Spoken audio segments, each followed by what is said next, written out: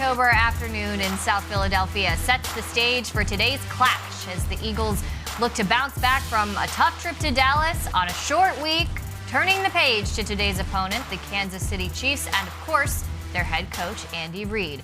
How does this team respond to adversity? We are about to get a taste. And as always, we're thrilled to have you with us here on the Kickoff Show presented by Axalta. I'm Amy Campbell, joined as always by Fran Duffy. Fran, we have a 1-2 Eagles team, a 1-2 Chiefs team, really a get-right game for both of these teams. No question. Obviously, you do not want to start 1-3 out of the gates. You don't like having that 3-game losing streak in the first month of the season. So big game here for both teams. Look, and of course, we know this is a Chiefs team with a lot of firepower, but they are 1-2. They are last place in the AFC West. The last time that happened was before and former MVP Patrick Mahomes, Super Bowl champion, was on the team. Are these struggles for real? Yeah, I think when you look at the Chiefs and the way that they've played, and this has been any time Patrick Mahomes has been under center for this team, they are a kind of a outside of structure, backyard football type of offense. He loves to break the pocket and run around and create big plays. And when you play that way, when you have his talent, you're going to have a lot of big plays. But sometimes the ball doesn't bounce your way. You had an interception off a no-look pass that bounced off the receiver's shoulder, right? You had another one where you had a lot of fumbles here with this Chiefs offense over the last couple of games. So certainly the turnovers, they have been the Achilles heel for this offense over the first 3 weeks. Well, for the folks at home, if you haven't found out yet, we're watching the offensive line warm up. Lane Johnson out today with a personal matter. Again, next man up, Jason Kelce, the lone first-week starter that is on this offensive line today. A lot of young guys going to be getting some opportunity. What kind of matchup do they have in front of them today? Well, they have a tough Chiefs defensive line where, look, they give up some ground in the run game and they don't create a ton of big plays in the pass game. That said,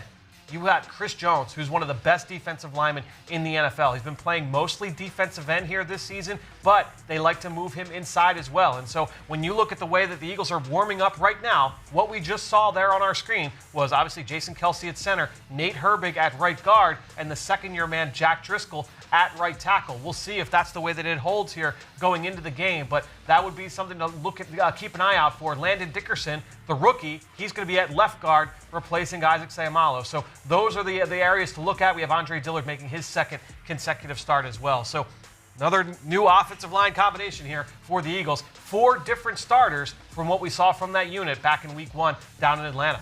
Shades of 2020 right there. And, of course, on that note of the offensive line, another big story this week is the run game. Is this team going to be able to get it going? Miles Sanders, Kenny Gainwell, this offensive line being a factor.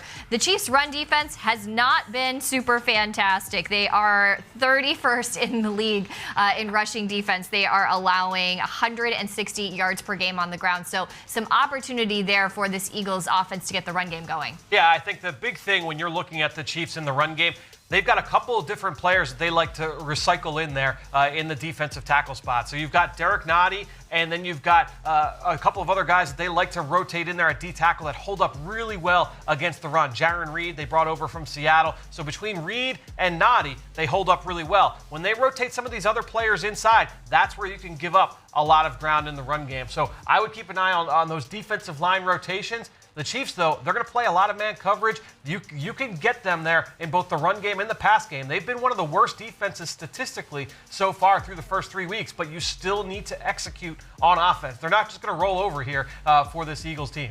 Yeah, they're 30th in total defense, and like you said, they have struggled. They have struggled with tackling. They've struggled to affect the other team's quarterback. They have allowed a lot of yards, like I said, in the run game, but also in the passing game. We are looking this week to see how this team bounces back, how they respond to adversity. How does head coach Nick Sirianni get his team responding to adversity? How does quarterback Jalen Hurts respond to adversity? Really probably the first that he's faced since he has been in the NFL after that game against Dallas. He's going to have some opportunity today in the passing game and in the running game against this Chiefs defense. But what do you think about the matchup and the task ahead of him today? I think the big thing, whenever you're a coaching staff and you're trying to get those guys ready, the big thing that, number one, you're going to rely on your veterans. We just saw Zach Ertz there on our screen, right? He's been in the league almost a decade now. He's seen some things, right? He's gone through some ups and downs. Jason Kelce, you're going to lean on those guys. Even the guys that are injured and aren't playing. We saw Brandon Brooks out there coaching up some of the young offensive linemen. You're going to lean on those players. And, you know, for the younger guys as well, you see Jalen Hurts there on your screen. we know his story in college, all right? And we know that he faced some adversity at Alabama, and then he goes on to Oklahoma, and he has that great senior season. Even last year, even though he only started a handful of games, I mean, look, it's not easy to come in as a rookie second-round pick and have to start on the bench. And he had the kind of the murky role to start his career, right? So I think when you look at all these guys, it's going to be about how do you bounce back from that, and how does that now turn into a victory here today. It's going to be big for all of these guys on an individual basis. Well, I think that's a great point about Jalen Hurts as well, that a lot of players get to the NFL their rookie year having not faced much adversity in college before. Jalen Hurts has certainly had plenty of that he has overcome. A seasoned soul, we could say there. Let's shift gears to the other side of the ball here and talk about the Eagles defense, their matchup today. I think the big exciting news there is that Rodney McLeod is going to be back today. Definitely. We have waited a long time. He has worked really hard to come back from that ACL injury that he suffered last December against the Saints. His leadership is huge for this team as well, but how big of an impact is he going to be making in this Eagles secondary today? To me, when Rodney is healthy, he's one of the best top-down defenders in the league. And what I say by that, when I say top-down, I mean a player that plays from depth and attacks the ball down close to the line of scrimmage. And so in past Eagles defenses, he has been that free safety playing center field. Obviously, the Eagles play a lot of split safety, which means they have two safeties back. That changes the role a little bit, but if anything, that kind of helps out a player like Rodney McLeod, because now he's got less ground to cover. He doesn't have to play completely sideline to sideline. He splits the field with Anthony Harris. So I think having him next to Harris is huge. We know the Eagles have rotated safeties with Marcus Epps and Kayvon Wallace over the first couple of weeks. So having both Rodney McLeod and Anthony Harris back there together, that's going to be big for this Eagles secondary against their toughest matchup to date here with this Chiefs passing game. Yeah, I almost got goosebumps just seeing Rodney there suited up with the helmet on, and just you can kind of feel his exuberance even coming off the screen here. Again, as we continue to break down this matchup for the Eagles defense and just this Eagles defense overall, they're still one of the best defenses in the NFL in almost every single category except the run defense. Yep. That really has been where this team has struggled. And of course, on the other side of the ball, we're looking at a Chiefs offense with firepower every which way. The run game led by Clyde Edwards-Helaire, who has known to be a little bit loose with the football, as this Chiefs offense has been a little careless with the football. Some opportunity there for the Eagles to get some takeaways. Edwards-Helaire has put the ball on the ground each of the last 2 weeks. And so, we're going to see this Eagles defense, those green jerseys, a lot of strip attempts at the football. I can guarantee you're going to see that a lot here today. But when you're talking about this Eagles defense, the big number, the lack of explosive plays against. And even last week, Amy, when you looked at the big plays, and that was an ugly game, right, last week against Dallas. The Eagles were still like 17th or 18th in the NFL in week 3 in explosive plays allowed. They did not allow a lot of big plays down the field. That is the goal. What you don't want is what happened in the run game last week. Those runs for Zeke Elliott and Tony Pollard that went for 6 yards, 7 yards, 8 yards, 9 yards on 1st and 10, on 2nd and 8. Those are the ones you don't want to have. Those need to be constricted down to 2 yards, 3 yards. If you can now get into more 3rd and longs, 3rd and manageables as a defense, you start to feel a little bit better about getting more of those stops. That was the formula last week for the Chargers. Play very similar schematically to the Eagles, very similar philosophical approach. The Chargers were able to stop the run in key situations and force Kansas City to drive the field, force them to have these long drives.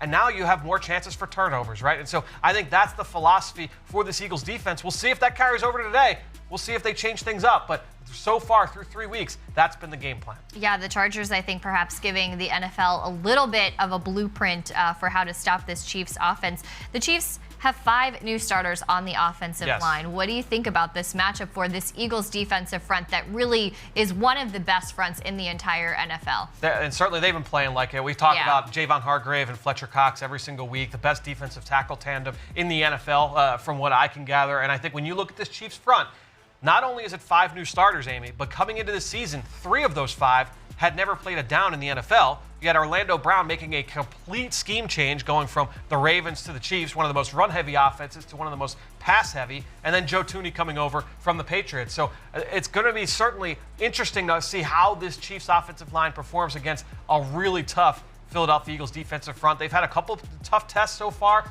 through the first couple of weeks. Certainly what the Chargers have is a little bit different. I mean, they've got Joey Bosa, a couple of other first-round picks on that front alongside him. But the Eagles here, big matchup against this Chiefs offensive line.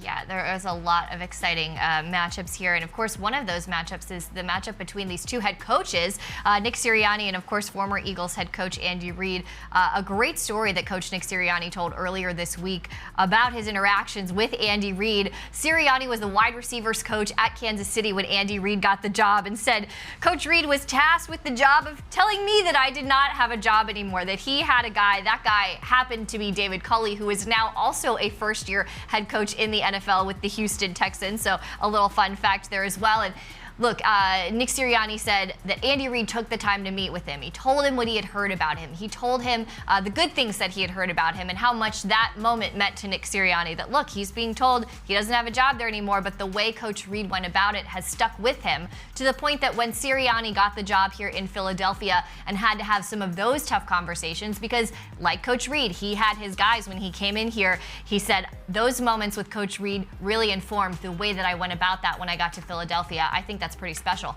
And what I love most about that story, Amy, is that, look, we know that Andy Reid is one of the most accomplished coaches in history. If the Chiefs win today, he'll be the first coach in NFL history to have 100 wins with 2 different franchises. Wow. So I think when you look at his resume speaks for itself, and when you look at his coaching tree, obviously that speaks for itself, right? But it's not just the coaching tree. Nick Sirianni is not a member of Andy Reid's coaching tree, but still impacted by that just because of that brief interaction. And I think that that's a testament to Andy Reid and what he's been in the NFL for years and years. Yeah, I think if you ever want to read or watch some interesting stuff, there have been some really cool articles and documentaries just about the impact of Coach Andy Reid beyond his coaching tree, and it's just really a special impact that you can see throughout the entire NFL. Let's talk a little bit about more about his offense. He's such an amazing play caller. It's going to be a big challenge for this Eagles defense today. We keep saying it, but look, Patrick Mahomes, one of the most electric players in the NFL, one of the most fun players to watch in the NFL, he is going to be a big challenge to defend today, especially with all the weapons he has. Everybody thinks about the Chiefs and chucking it deep to Tyreek Hill, and I promise you,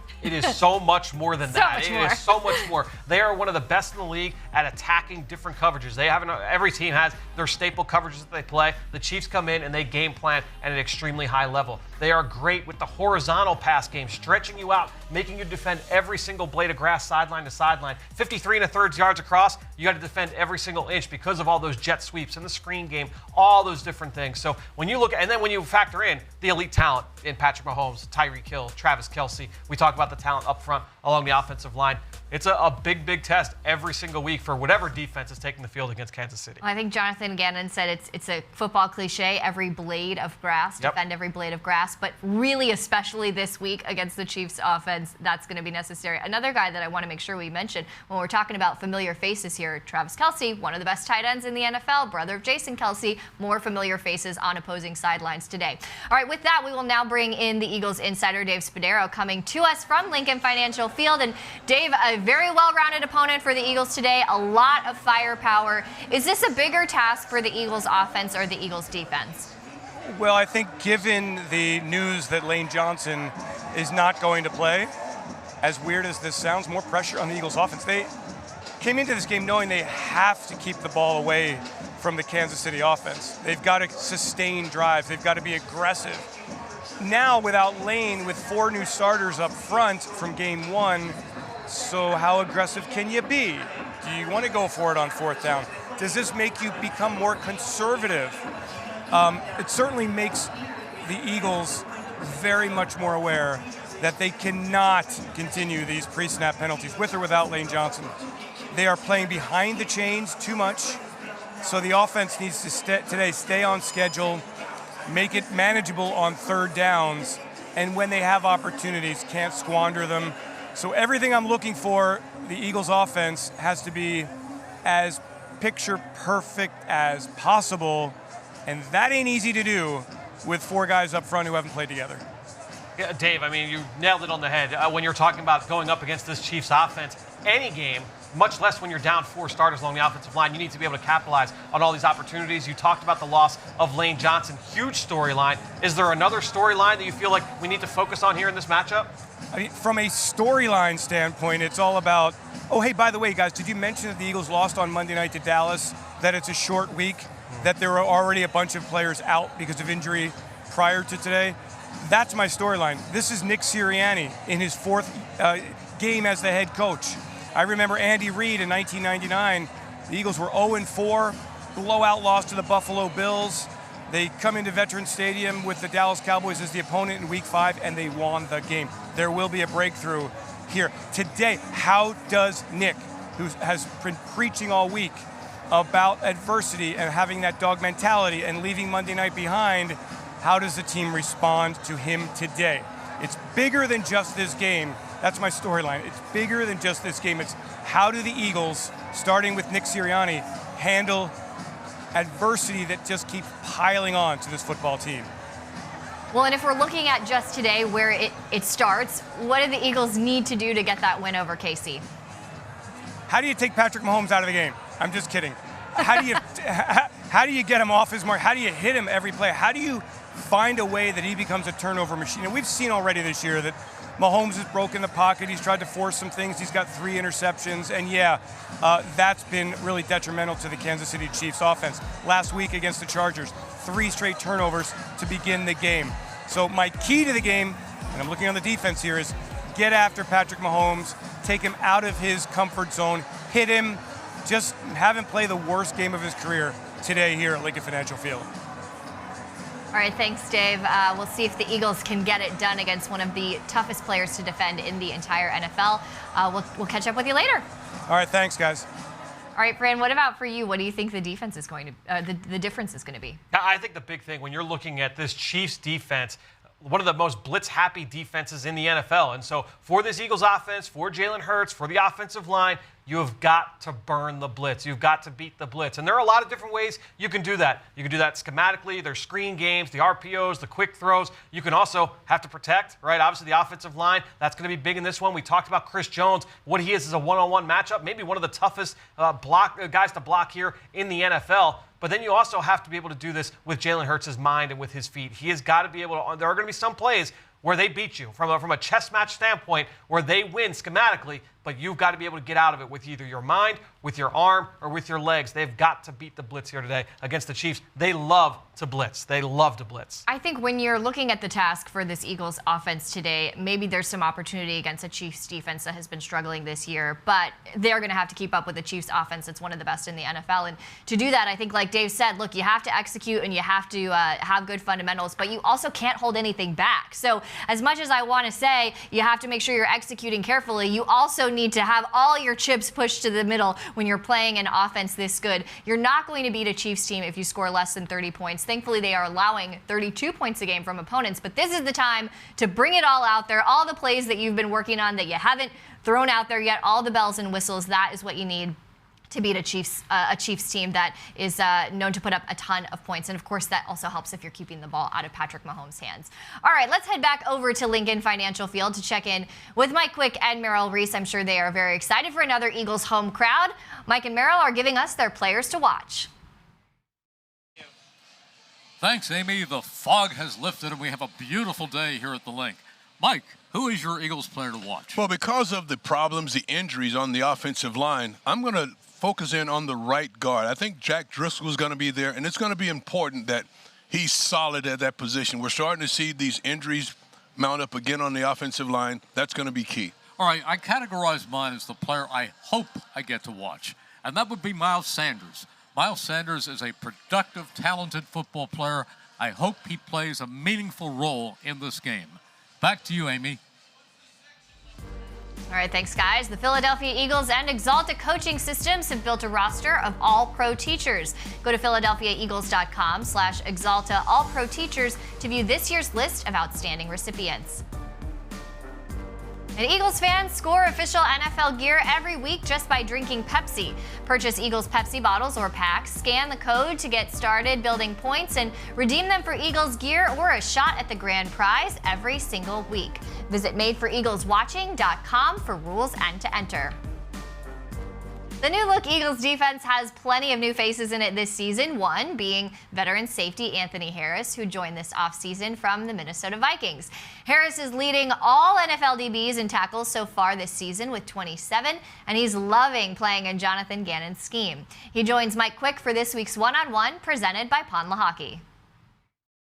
Pleased to be joined by Anthony Harris. Anthony, when I think about the impact that turnovers have on a football game, I think of you in the 2019 season where you had 6 interceptions. How do we get to that?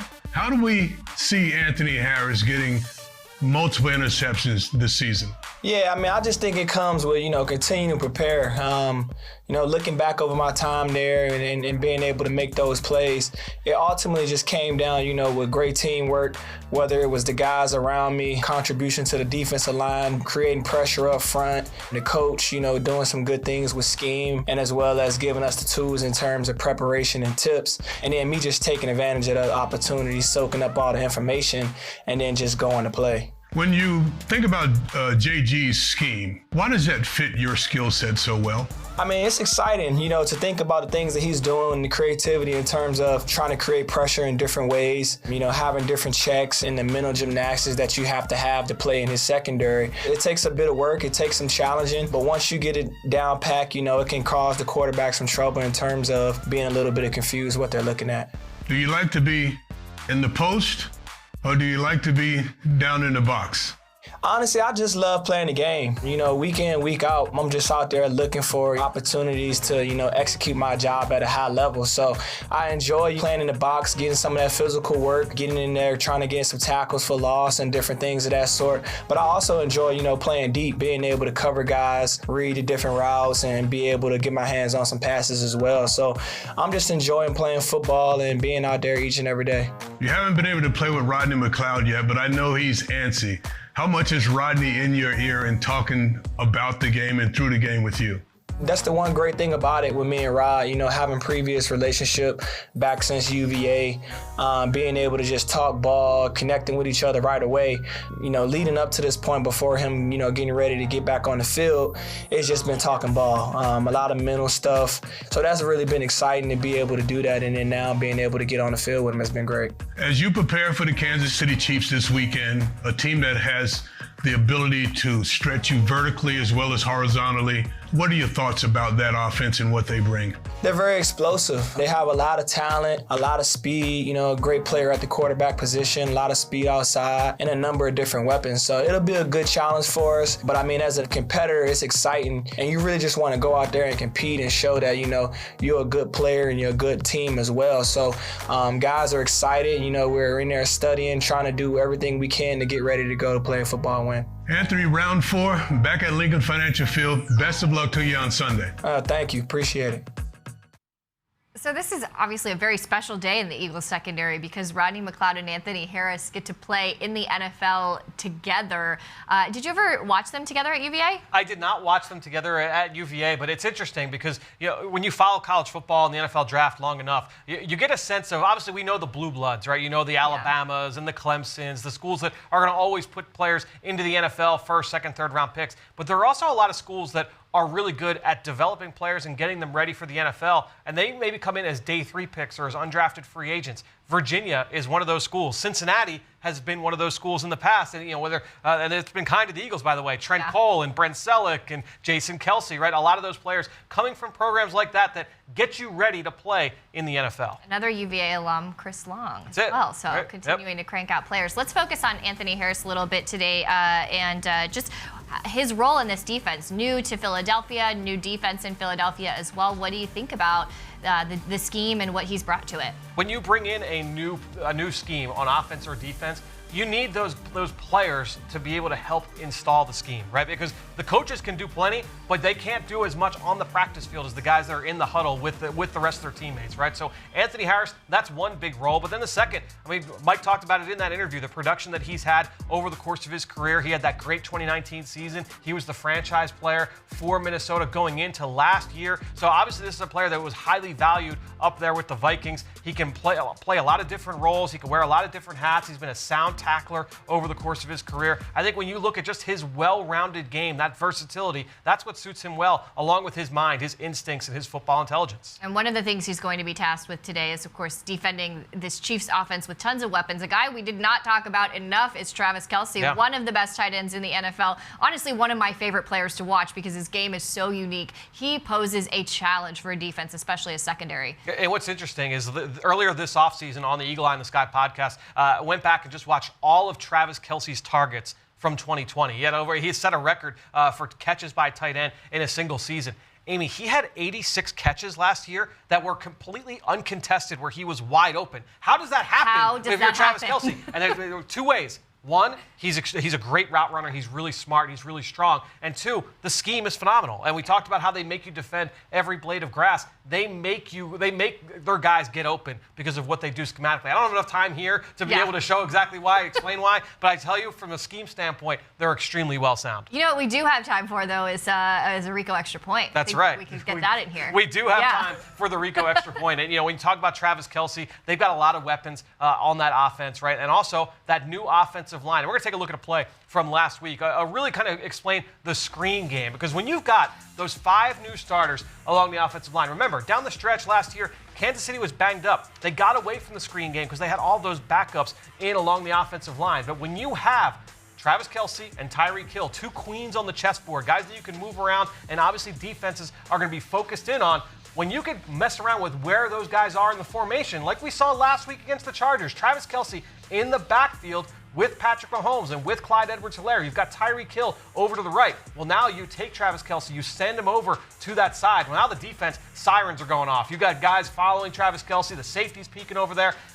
Patrick Mahomes takes the snap, and he throws a little pump fake that way just to come back to the left to Clyde Edwards-Helaire. This screen pass goes for a touchdown. And that's what you see a lot with the screen game here with the Kansas City Chiefs, is that those screens typically don't go to their big players. They don't go to Travis Kelce and to Tyreek Hill in the screen game. But you're going to see Mecole Hardman. You're going to see Demarcus Robinson. You're going to see Blake Bell, Clyde Edwards-Helaire, Darrell Williams. They're going to find all these other ways to get these guys the football, and the screen game is a big, big part of that. We know Andy Reid here in Philadelphia, one of the best screen designers in NFL history. Not in the NFL today, in NFL history. The Eagles are going to see plenty of the screen game here today. Well, and look, that's what happens if you focus your attention on Kelce, if you focus your attention on Hill. Like you said, a long list of big-time names on that offense as well. It's going to be a tough task for the Eagles. We will see how it goes for them today. Of course, after the game, don't miss the post-game show presented by Rico. Tune in for instant analysis as well as coaches and players' press conferences live. And for now, we see, can this Eagles defense, can this Eagles team stop all the firepower and Patrick Mahomes and the Chiefs in South Philadelphia today? We will see. Enjoy the game, everybody, and fly, Eagles, fly.